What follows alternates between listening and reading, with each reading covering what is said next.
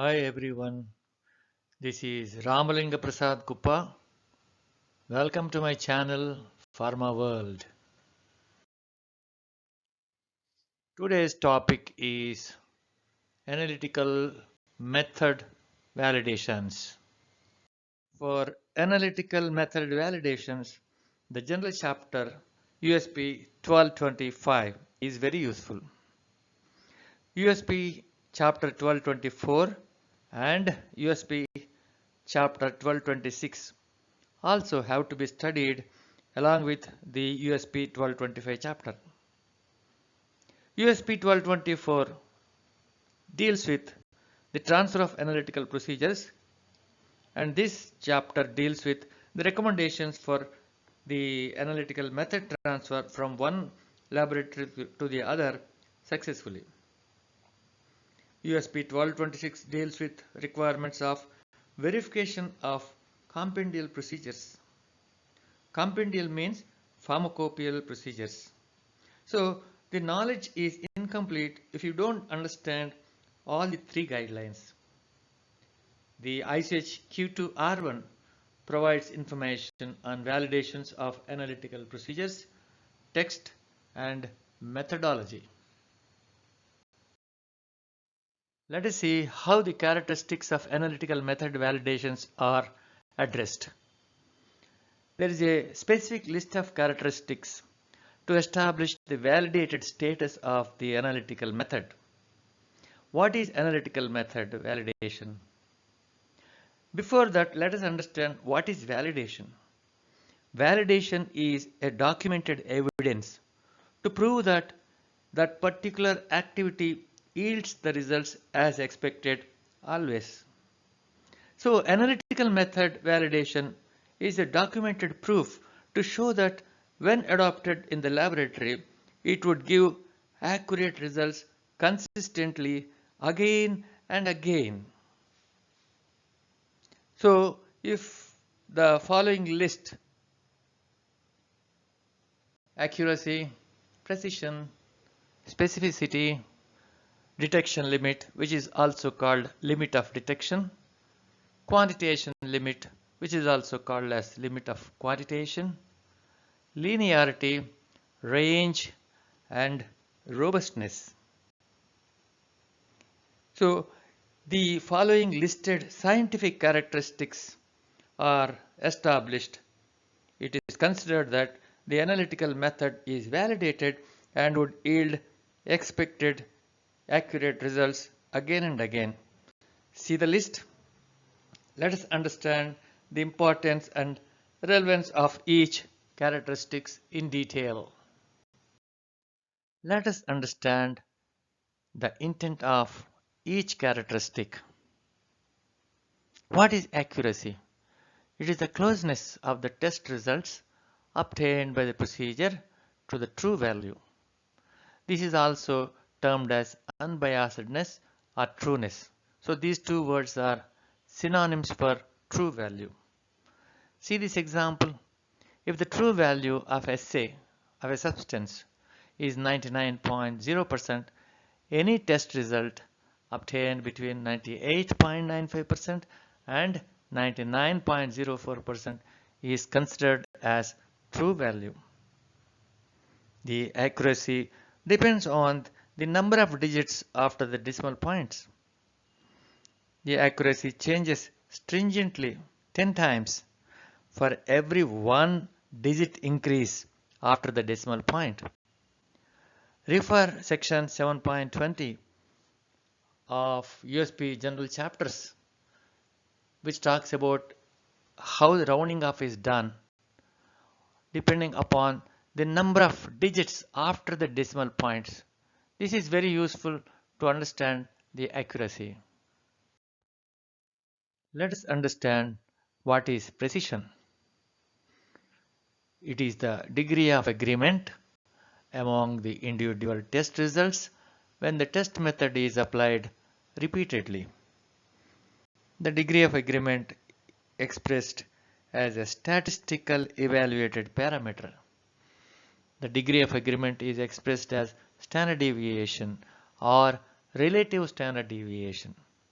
Standard deviation is an absolute deviation value from the individual values, whereas relative standard deviation is a relative term which is derived as percentage. This is calculated by multiplying the standard deviation with 100 and divide by average of the test results obtained. See this example. If the test results are 98.88, 98.85, 99, 99.02 and 99.04, the standard deviation calculated will be 0.087, which is quite low and acceptable. Hence, the results are considered as precise. Then how do you calculate the standard deviation? There is a simple formula. In this, x is the individual value, x bar is the average or the mean values of the entire sample results, and n is the number of samples taken for calculating the standard deviation. You don't worry too much about this calculation. You can simply calculate it in the Excel sheet. Just for fun, you can try once or twice. Let us understand specificity. It is the ability to assess unequivocally the analyte in the presence of other components like impurities, degradation products, etc. This is the proof that the method can determine accurately without any ambiguity the analyte. Unequivocally means without any element of doubt and with specificity. What is specificity? This is like a thumb impression that is very specific to a particular person. How a person is identified? It is the thumb impression which is very specific to a particular person, isn't it? So your analytical method should have such a specificity to identify the analyte and evaluate accurately. Let us try to understand more on these characteristics. Detection limit. What is that? It is the lowest amount of the analyte in a sample that can be detected. Quantitation limit. It is the lowest amount of the analyte in a sample that can be determined with acceptable precision and accuracy. Look at the statement. Detection limit is the lowest amount of analyte detected. Look at the word detected. That means the analyte appears as a small peak at this concentration. You have to carefully define what is that small peak above the noise of the baseline be taken into consideration as a peak of analyte. Quantitation limit is the lowest amount of the analyte that can be estimated or determined with acceptable precision and accuracy of the analytical method. But generally 3 times the detection limit is acceptable as quantitation limit as a thumb rule. There are other statistical methods like y-intercept for calculating detection limit. For much more details, you can refer USP 621 or EP 2.2.29 or EP 2.2.46. You get really lot more details. Now let us see more. Noise is the area counts for baseline noise peaks. When there is no impurity peak, the zoomed noise pattern will be like a big pack of very small peaks. Signal will appear more than the noise when there is an impurity and more than the area of the area count of the noise. The main concept here is to identify what is the noise and what is the signal. For this, let us try to understand what is a signal, what is a noise, and what is a signal to noise ratio for any HPLC test. See the zoomed baseline below. The area counts are not same for all. The areas for peaks 5, 8 are much smaller than the peaks 1, 2, 3, 6, 7, 9, 11, 12 and 13. And see the peaks 4 and 10, the areas are much more. So in this you have to find out which is a signal and which is a noise.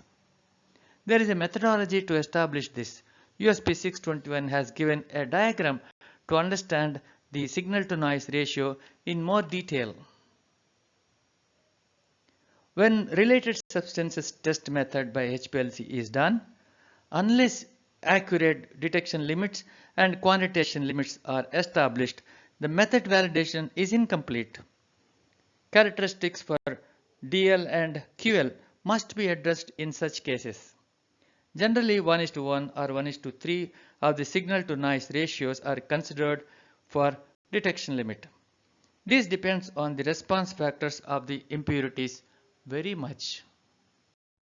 Let us understand the characteristics, linearity and range. Linearity is the relationship between the concentration and assay measurements, whereas the range is an interval between the upper and lower levels of the analyte. So at different concentrations of analyte, the assay value should pass for the defined accuracy and precision of the method. The evaluation of linearity can be done by calculation of regression analysis.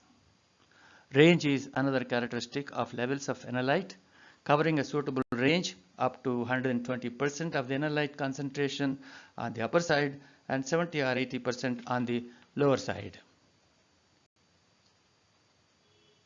Robustness is a measure of capacity of the test method to remain unaffected and yield consistent results by unintentional deviations in the laboratory.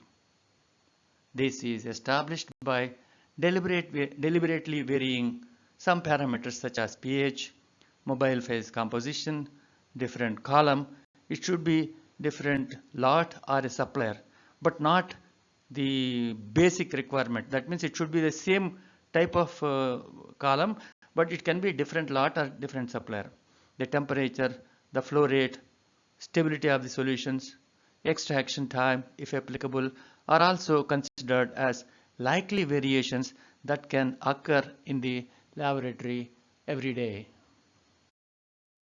So, combination of all the 8 characteristics discussed will provide an objective evidence, a proof for establishing that the particular analytical method is suitable and yields results again and again consistently for routine use at laboratory. Along with analytical method validations, it is absolutely necessary to have a good knowledge on verification activity of the analytical procedures, for which you can use USP 1226. You have a lot of information in that. Verification activity is a limited validation when it is carried out first time when the compendial method is executed in the laboratory. I hope this insight into the basics of analytical method validation is useful. Read USP chapter 1225 for complete understanding and execution. Refer Q2R1 for exact execution of the method validation exercise efficiently and effectively. Thank you. Thanks for watching. For more videos, please do subscribe, like, and share. Thank you.